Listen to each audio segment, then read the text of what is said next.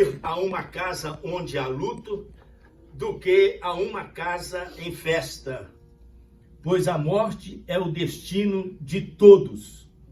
Os vivos devem levar a sério esse assunto. Vou ler de novo. É melhor ir numa casa onde há luto do que a uma casa onde há festa, pois a morte é o destino de todos. E os vivos devem levar a sério a questão da morte.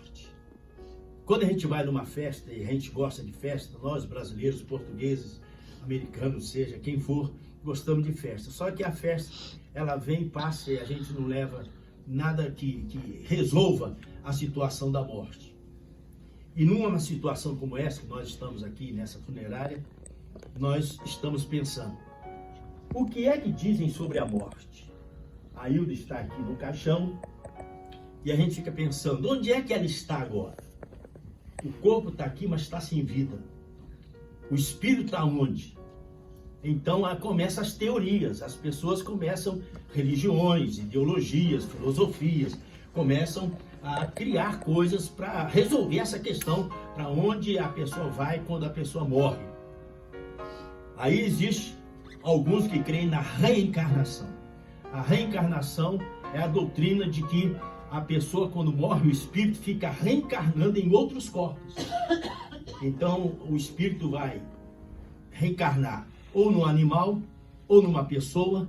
Então, se a gente crê na reencarnação, como o budismo crê, como o hinduísmo crê, zoroastrismo crê, e muitas outras doutrinas creem, o espiritismo crê na reencarnação, então a Hilda poderia estar reencarnando, vai reencarnar num animal, num sapo, numa barata.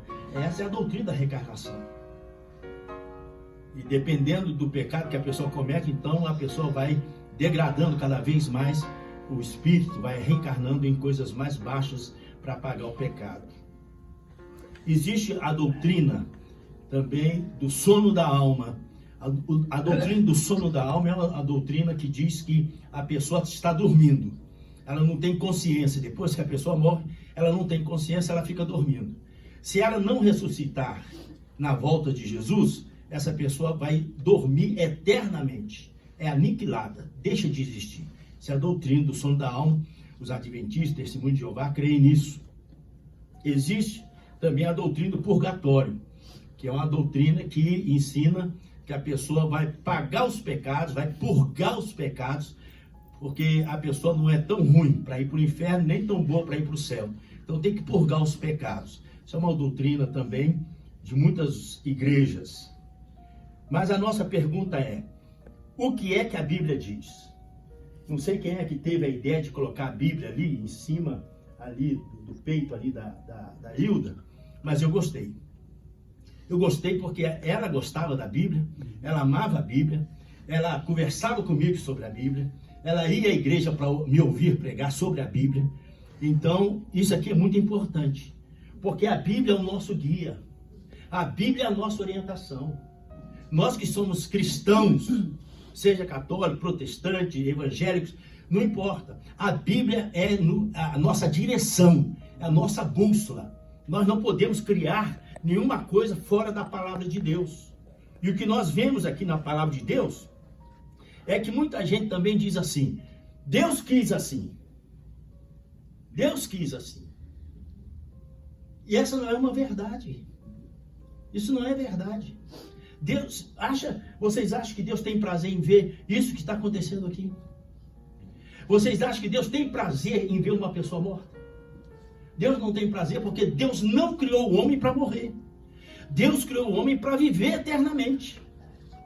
O homem morre porque a consequência é nossa. Nós que pecamos, nós que falhamos. A Bíblia diz, eu vou ler em Ezequiel, capítulo 18. Olha só que texto tremendo. Capítulo 18 e versículos 30 a 32. O texto é muito forte e muito bom para a gente entender que Deus não quis assim. 18. Deus falando para o povo de Israel.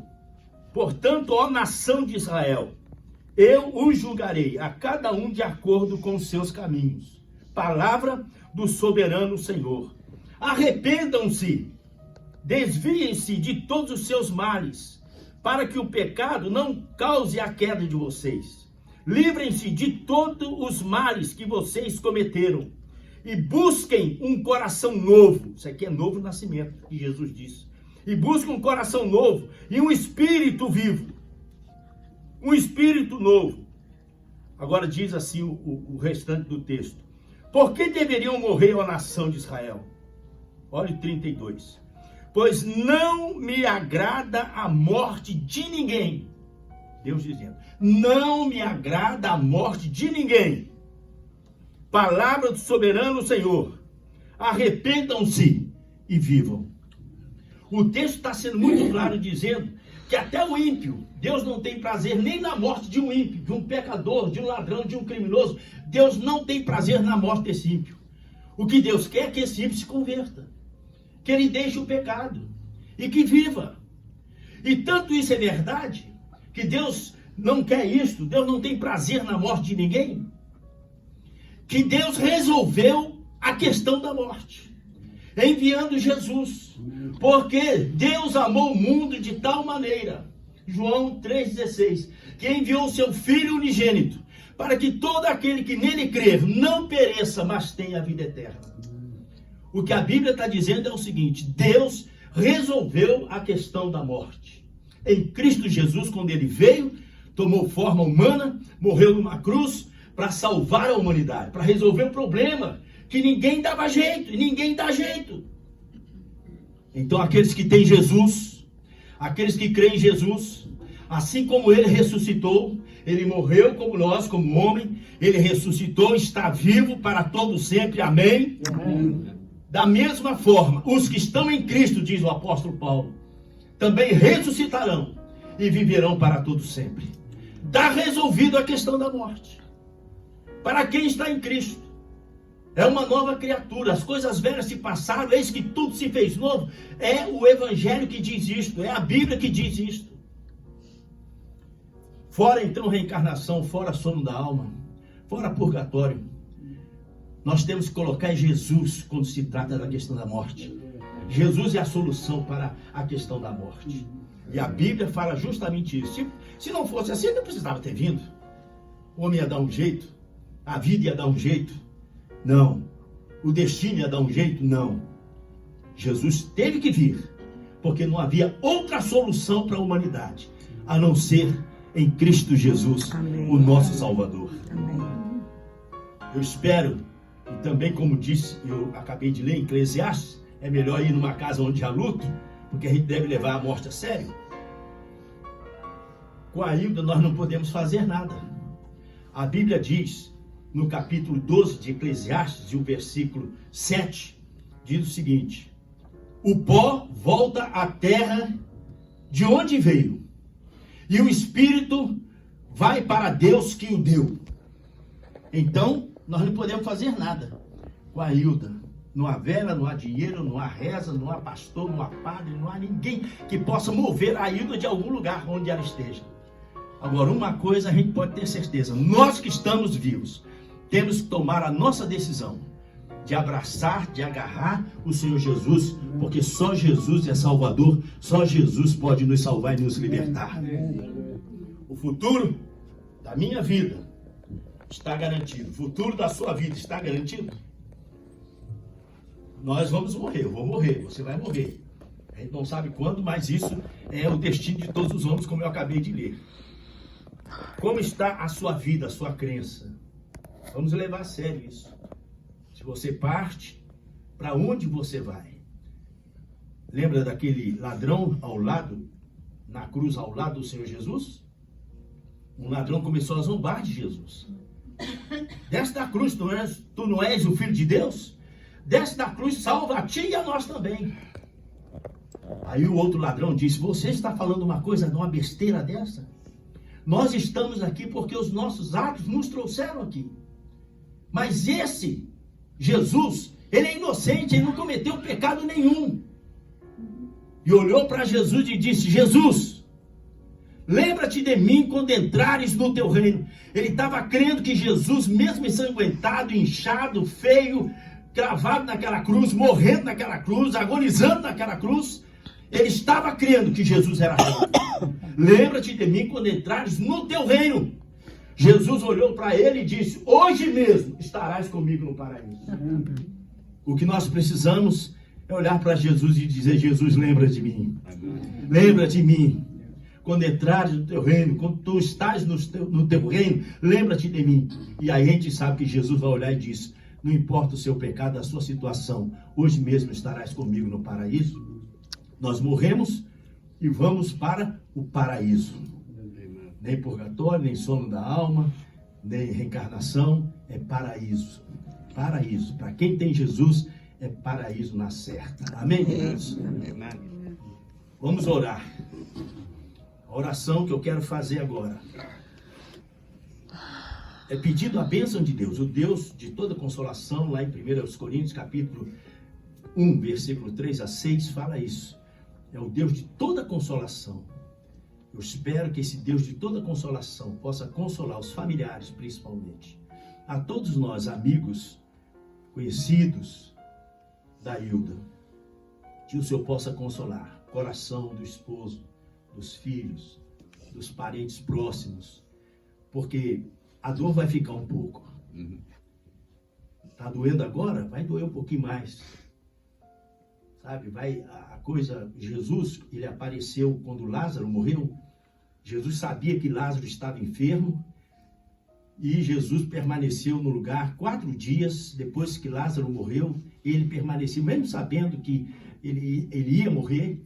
Jesus não foi imediatamente para a casa de Maria e Marta, irmã de Lázaro.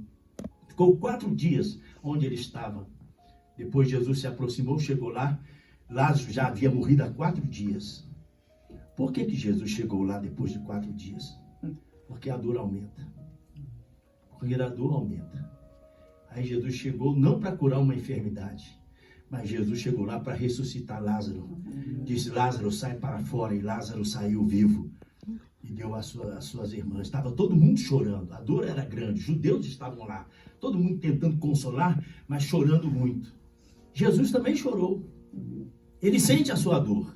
Ele sente a nossa dor. Jesus é pessoal. Jesus não é uma energia. Jesus é uma pessoa.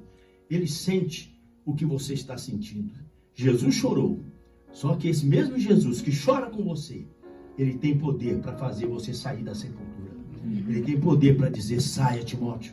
Saia, Fred. Saia, Rosinha. Saia, Mário. E a gente sair da sepultura quando ele voltar. Amém. Nós precisamos continuar crendo nesse Jesus que tem todo o poder nos céus e na terra. Fique em pé, por favor. Que essa oração possa chegar até os céus, eu tenho certeza que chega. E que Jesus, que é o nosso mediador, que é o nosso intercessor, possa consolar o coração de cada pessoa que está sofrendo agora a dor da separação, a dor da morte. Deus, como diz a tua palavra, tu és o Deus de toda consolação. E que o Senhor é o Deus que consola-nos para que nós possamos aprender a consolar outros que estão passando pela mesma tribulação, o mesmo sofrimento. Aqui está o José, aqui está o Tony, aqui está a família que nós amamos, sentindo agora a dor da perda, da separação. E nós estamos orando para que essa dor, mesmo que haja dor, porque se há dor, é porque nós amamos a pessoa que está partindo. Mesmo que haja dor, nós pedimos que o Senhor esteja presente. E nós convidamos o Senhor Jesus para entrar em cada lar, em cada coração. Ah, Jesus, a tua presença nos consola. Ah, Jesus, a tua presença é o que nós mais queremos. E eu peço que o Senhor faça isso. Que o Senhor entre em cada lar, em cada coração. Eu sei que aí a dor é amenizada. Não sai rapidamente. Nem um passo de mágica. Mas o Senhor é o Deus que ameniza a nossa dor. Por isso consola, Senhor, esses corações. Que Que o Senhor possa caminhar com essas famílias. E que o Senhor possa ser reconhecido como aquele Deus que chega, mesmo 4 dias depois. Mas chega para chorar junto. E chega para fazer com que a nossa vida seja restaurada. Após túmulo, após morte. Porque Jesus é a ressurreição e a vida. Só nele há a ressurreição e a vida. Que assim seja. Que cada um de nós possamos lembrar sempre disso, jamais esquecer que Jesus é a ressurreição e a vida. Que a nossa vida nessa terra seja uma vida centrada, focada na pessoa querida do Senhor Jesus. A Ele louvor e glória nesta manhã. É o que nós queremos, é o que nós precisamos. E oramos em Teu nome, Jesus. Assim seja. Amém. Amém. Digam todos amém. Amém. Deus abençoe vocês.